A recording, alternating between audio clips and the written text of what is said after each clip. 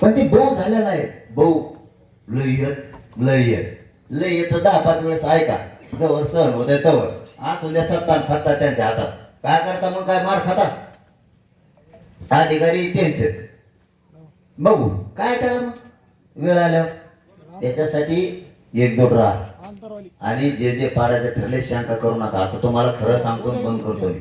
आपल्या 2 उमेदवार लय झाले. अगं वा वा वा, इतके उमेदवार झाले तुम्हाला सांगतो. त्याच्यामुळे हे पचकाच करते ना असं मला वाटतं बरं का. झाले शहाणे तर चांगलं. मग एका एका मतदारसंघातून 1-1, 2-2 दिले ठीक आहे. मग एकाला समजून सांगता येतं, दुसऱ्याला समज 4 बॉल लय झाले 4. मग 4ला समजून सांगता येतं, 1 जण देता येतो. अरे 70 माणसं 80 जण आहेत. कस काय निवडून यायचं रे? म्हणजे तुमचेच मनमानी. हे बघा, तुम्हाला जाहीर सांगतो, हे शब्द रेकॉर्ड असू द्या. तुम्ही 100-150 जणांसाठी ही लढाई नाही. ही लढाई माझ्या 6 कोटी मराठ्यांची शान राहावा म्हणून. तुम्हाला बरं ना, मी निवडून येईन, तू निवडून येईन, तू बस पडशील बात कोण करतो का? मग 6 कोटी मराठ्याचं वाटलं पावर राज्यातले मी माया मराठ्याचा हातात ठेवणार. मालक मराठाच राज्यात. म्हणून मग धोरणात या, 1-1 ठेवायचा ठेवा, नाही तर तिथं मग कोणाला चान्स नसतो. तिथं मी पाडा म्हणत असतो. मुसलमान म्हणत असेल पाटील पाडो, म्हणलं पाडो तर पाडो. पडन देव तुम पाडो हम पाडो. नुसते पाडापाडीच छले. कोण निवडून आला, कोणामुळे पाडा, कोणालाच मेळ नाही लागला. पाडणारा सुद्धा म्हणतो मी कस काय पडू असं रे. परदेशी मला येईन म्हणत होते रे. 3 नंबरचा माणूस 1 नंबरला आला, 1 नंबरचा 3 नंबरला कस काय गेला? हे खचका लय अवघड असतो. त्याच्यामुळे मग तुम्ही धोरणात या.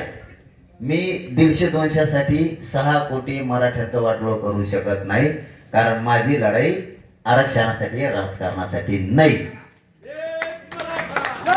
फक्त समाजाला ते देण्यात म्हणून नाविलाजानं आपल्याला राजकारणाकडे जायची वेळ आहे. ते नाही दिल्यावर काय करावं? मग तिकडे चांगलं लागेल ना, देणारा बनावं लागेल. आणि आपले फक्त 30-40-50च जाऊ द्या बरं का. ठराविक का व्हायना. हे नसले ऐकत तर हे जर एक मतदारसंघात 20-40 जण जर उभारांवर असले तर याला राहू द्या असं जाऊ. आपण ठराविक मतदारसंघात 50 बी दिलं ना, अख्खी मुंबई बेजार करते. 50 जण आपले शेअर. हो ना, 50च पहिलीपासूनच आडायला सुरू करणार. आरक्षण देतो कसं?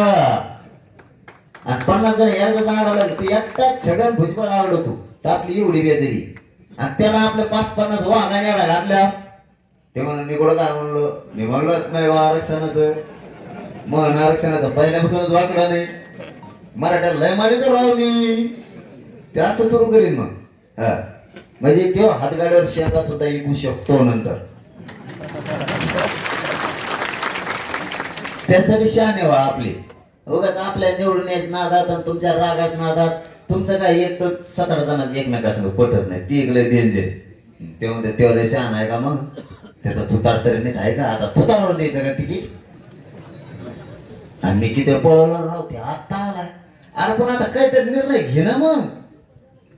तेव्हा आता आला तू पहिल्याने घ्या, नाही तर आत्ताच्याने घ्या. 1 जण घ्या, मग जातीला तरी शान राहील. माझा एकच शब्द आहे तुम्हाला, फक्त जातीची शान एवढेच राखा तुम्ही.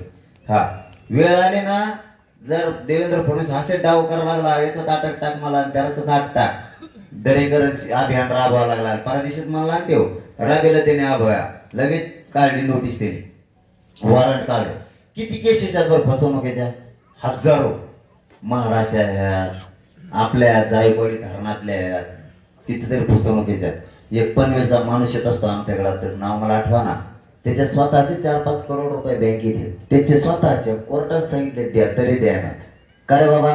तिथं मंत्री आणि आमदार हात म्हणून का? किती जणांनी मुंबईच्या बँकेचा घोटाळा केलाय? त्यात बीडचा बी 120 कोटी आत जाणार आहे. बीडचा बी एक आमदार आहे. का रे बाबा? कोणीतरी हे निलंगेकरच्या कारखान्यात पार्टनरशिप 20 करोड रुपयावाला आता आलता. कोर्टात सांगितलं पैसे द्या तरी द्यानात. का रे बाबा? देवेंद्र फडणवीस माझ्या मागं वॉरंट लावलं त्याने आत्ताही. आणि त्याचं नागपूरचं आत्ता रद्द केलं. एवढ्याच बातमी आली नागपूरचं. का रे तुमचं कसं काय रद्द होते? कित्येक तरी मॅटर आहेत असे, कित्येक तरी मी शेकड्याने दाखवेन तुम्हाला फसवणूक केली. आणि नाही का कोणाची फसवणूक केली का? कोणाचे तरी पैसे घेतले आणि ते बोलिले असं केलं का?